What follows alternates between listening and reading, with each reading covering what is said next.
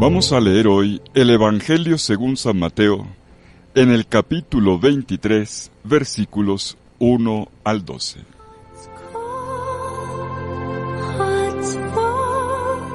En aquel tiempo, Jesús habló a la gente y a los discípulos, diciendo: En la cátedra de Moisés se han sentado los escribas y los fariseos. Hagan y cumplan todo lo que les digan, pero no hagan lo que ellos hacen, porque ellos dicen pero no hacen. Atan cargas pesadas y se las cargan a la gente en los hombros, pero ellos no están dispuestos a mover un dedo para empujar. Todo lo que hacen es para que los vea la gente. Alargan las filacterias y agrandan las orlas del manto. Les gustan los primeros puestos en los banquetes y los asientos de honor en las sinagogas. Que les hagan reverencias en las plazas y que la gente los llame rabí. Ustedes, en cambio, no se dejen llamar rabí, porque uno solo es su maestro, y todos ustedes son hermanos. Y no llamen padre de ustedes a nadie en la tierra, porque uno solo es su Padre, el del cielo. No se dejen llamar maestros, porque uno solo es su maestro, el Mesías. El primero entre ustedes será su servidor. El que se enaltece será humillado, y el que se humilla será enaltecido. Palabra del Señor. Gloria a ti, Señor Jesús.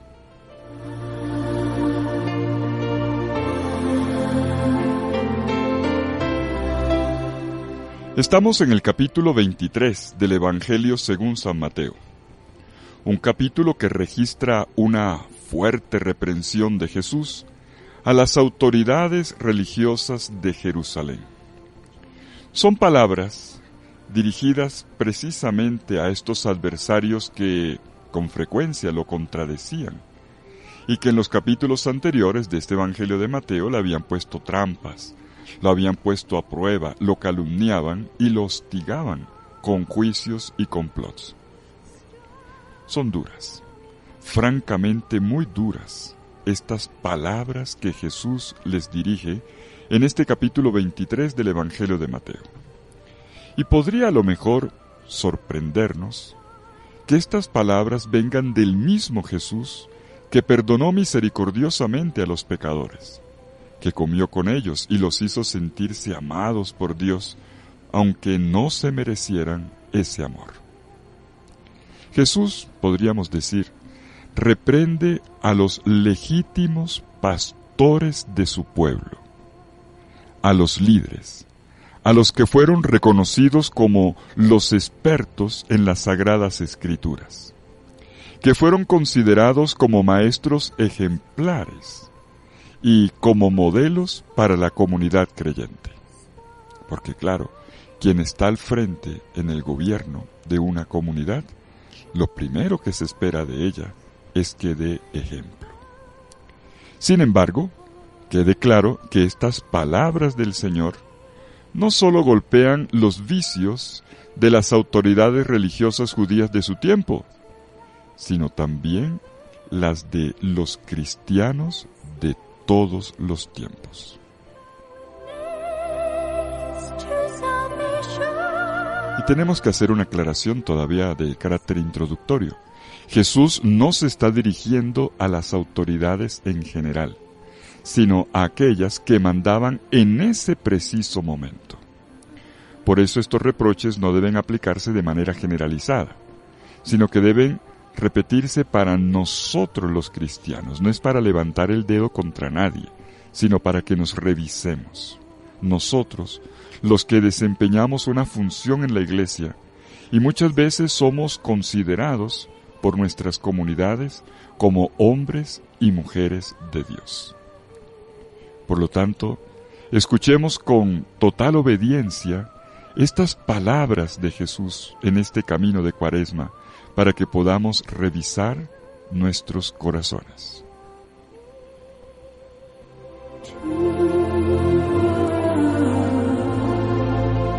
En el versículo 3 del capítulo 23 de Mateo, Jesús comienza su enseñanza diciendo: los escribas y los fariseos se sentaron en la cátedra de Moisés. Practiquen y observen todo lo que dicen, pero no obren como ellos, porque ellos hablan, pero no practican lo que predican.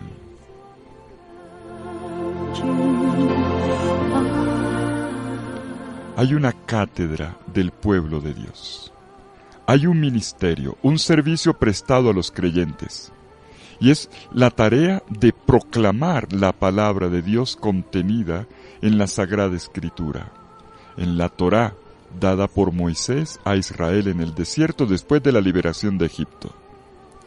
El Dios que liberó a su pueblo de la esclavitud, también le dio a su pueblo la Torá, la enseñanza, para que conocieran su voluntad y fueran de esta manera un pueblo de testigos capaces de proclamarla a todos los pueblos de la tierra. Y resulta que después de Moisés, muchos y diferentes fueron los maestros de esta palabra, dotados de un magisterio para el pueblo.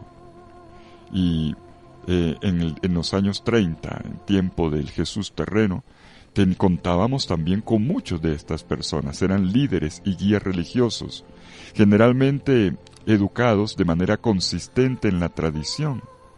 Pero en ellos no había coherencia entre la palabra y el comportamiento.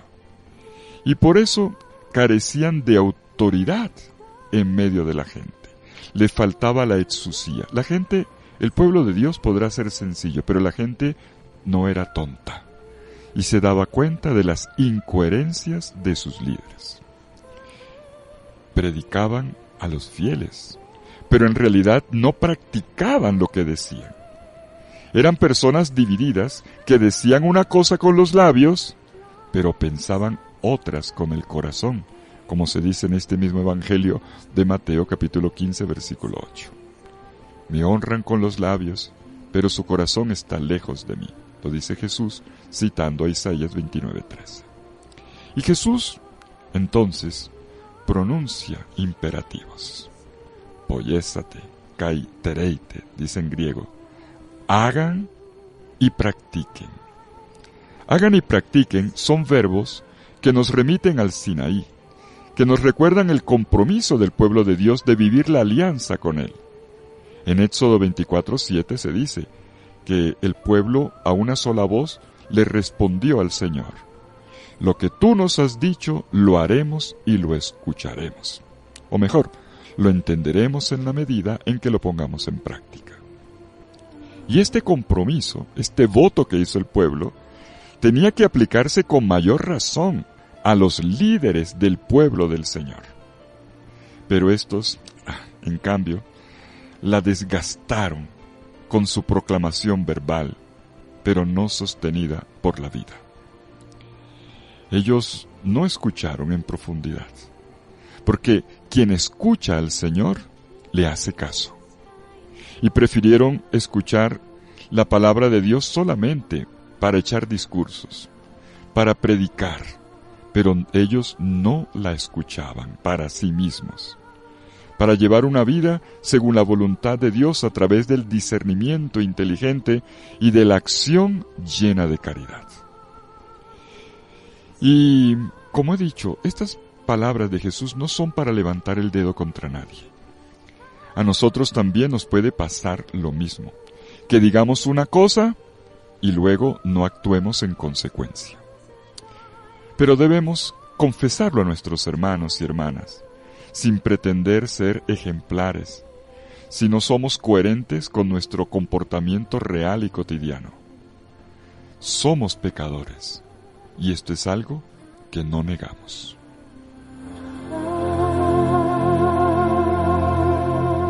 Lo que no es del Señor es presentarse como bueno, sin serlo.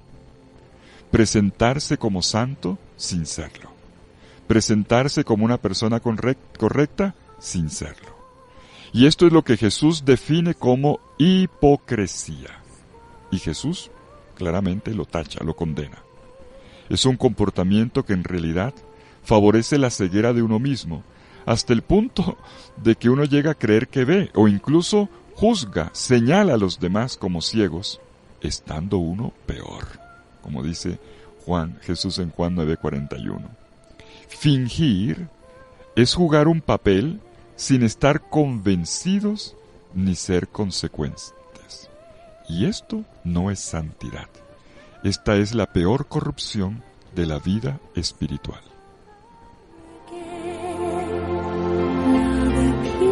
Y en el versículo 4 Jesús sigue con otra acusación. Atan cargas pesadas y difíciles de llevar y las colocan sobre los hombros de las personas, pero ellos no quieren moverlas ni con un dedo. No ayudan.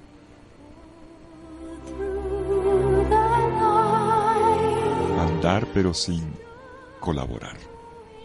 Aquí Jesús vislumbra la función asumida por los escribas y fariseos, que era la de explicar la ley, la de determinar el comportamiento, la de interpretar el mandato divino emitiendo preceptos.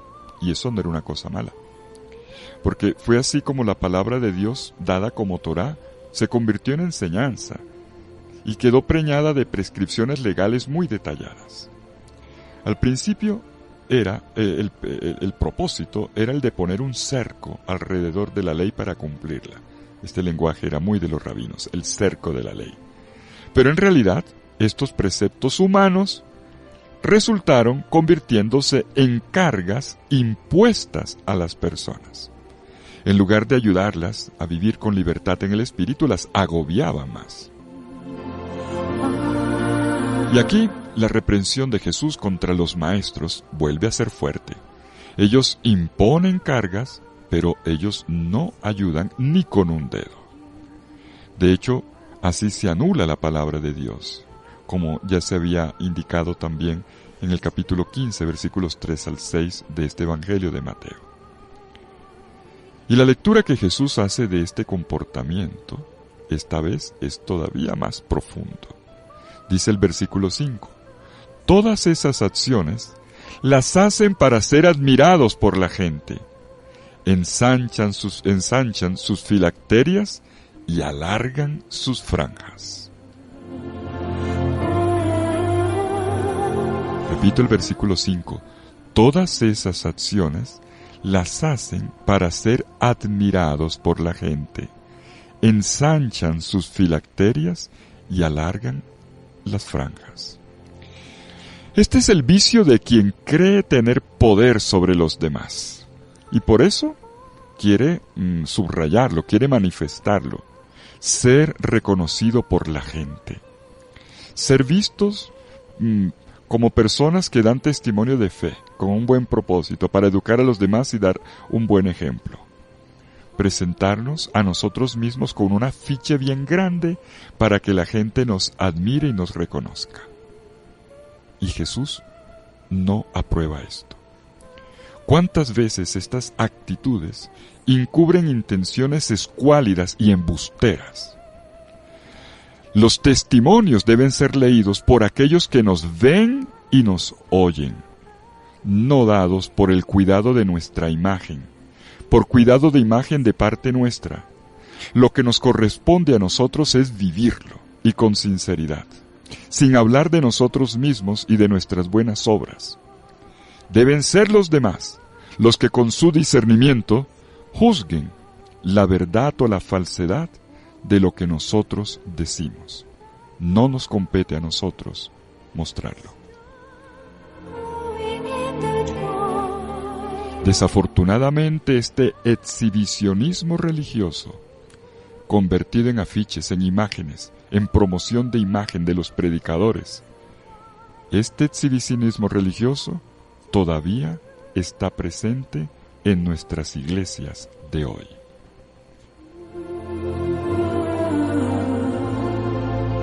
Y a continuación, Jesús menciona algunos símbolos de estatus que eran muy apreciados porque eran útiles para ganar el favor de la gente. Aquellas cosas que el Señor había pedido que fueran signos distintivos. En hebreo se dice ot. y que luego se convirtieron en filacterias, los tefilim, que viene de tefilá, oración. En lugar de recordar a quienes se arropaban con estos velillos, con estos mantos, que ellos estaban bajo las alas del Dios liberador, resultaron convirtiendo estos ornamentos en una indumentaria cada vez más llamativa, llena de mucho adornito para la admiración de los demás. Más o menos como quien saca un rosario del bolsillo, ojalá de muy lujoso, para ser considerados por los que nos ven como hombres y mujeres de oración. Y nos los colocamos en el cuello, nos los colocamos como pulseras para que la gente diga, uy, cómo es orante. Pero mentiras, no rezamos ni un Ave María. Y no solo eso, dice Jesús que también ensancharon las franjas de los mantos.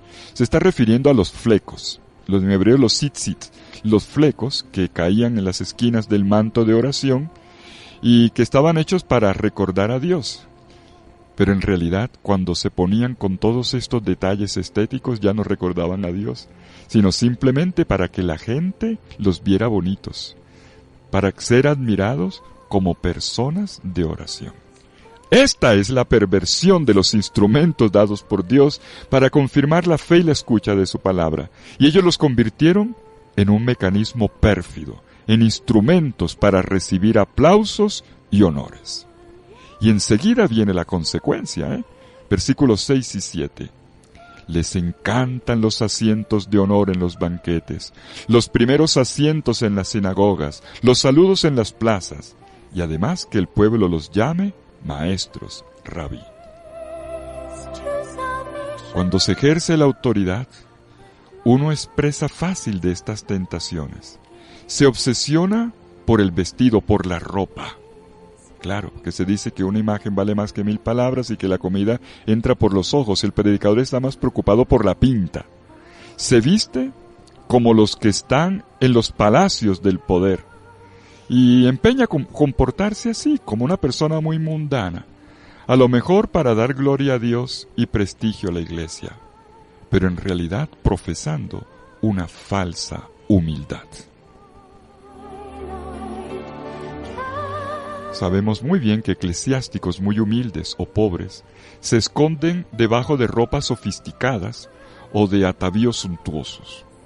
Pero cuidado, no se trata, ya lo he dicho, de emitir juicios sobre ninguna persona en particular, sino de indicar datos que objetivamente van en contradicción con el modo de vida de Jesús y que es esperado de aquellos que proclaman su palabra.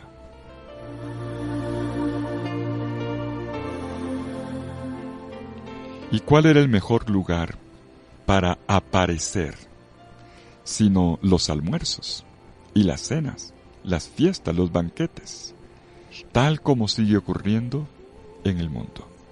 Cenas y recepciones para las cuales nos colocamos la mejor ropa, el mejor perfume, los mejores aderezos, y entonces vamos a mostrar nuestro estatus. Cenas y recepciones que brindan complacencia egocéntrica. Ocasiones en las que resuenan, además, grandes y altisonantes títulos honoríficos que se colocan en las sillas, alardeando de el logro o del estatus o del cargo de esa persona. El título más prestigioso de ese momento era rabí, que traducimos generalmente como maestro, aun cuando no es propiamente el término que hoy referimos a rabinos. Rabí significaba su excelencia, mi grande, su excelencia. Un término cargado de mucha mundaneidad. En cambio, en la comunidad cristiana todo título debe significar lo que realmente se vive. No debe ser un oropel honorífico. Y por eso Jesús en el versículo 8 le advierte a sus discípulos: pero ustedes no son así. No en la iglesia, no en los seguidores de Jesús.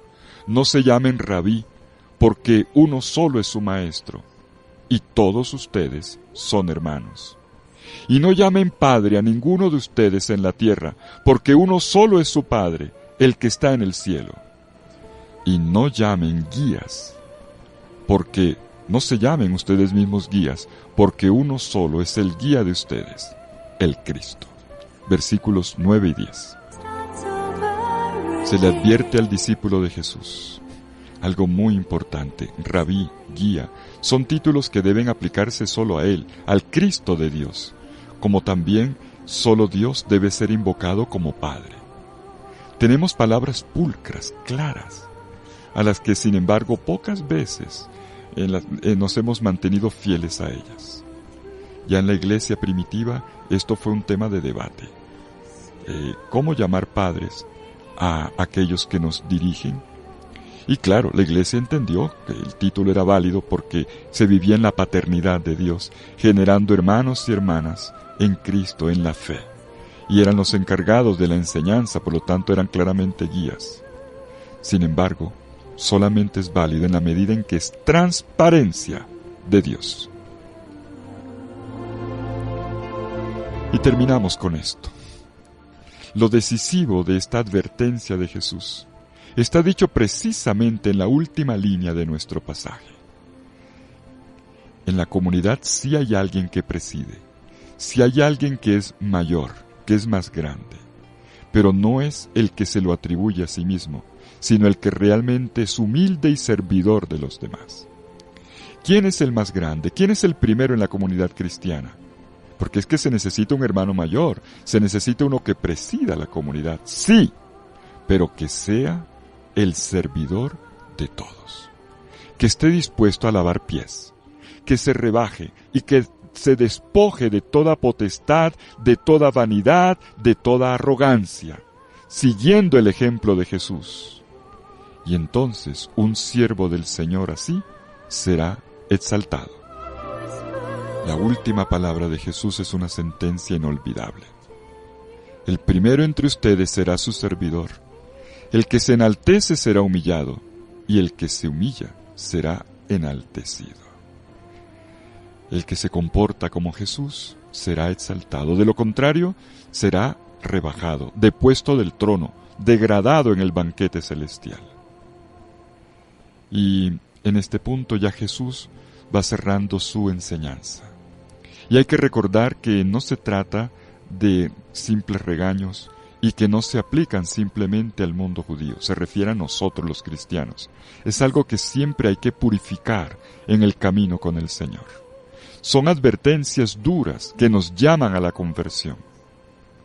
Y el Señor nos vuelve depositarios de esta palabra para que en la Cuaresma vivamos un serio camino de vuelta a Dios y a la fidelidad a su palabra.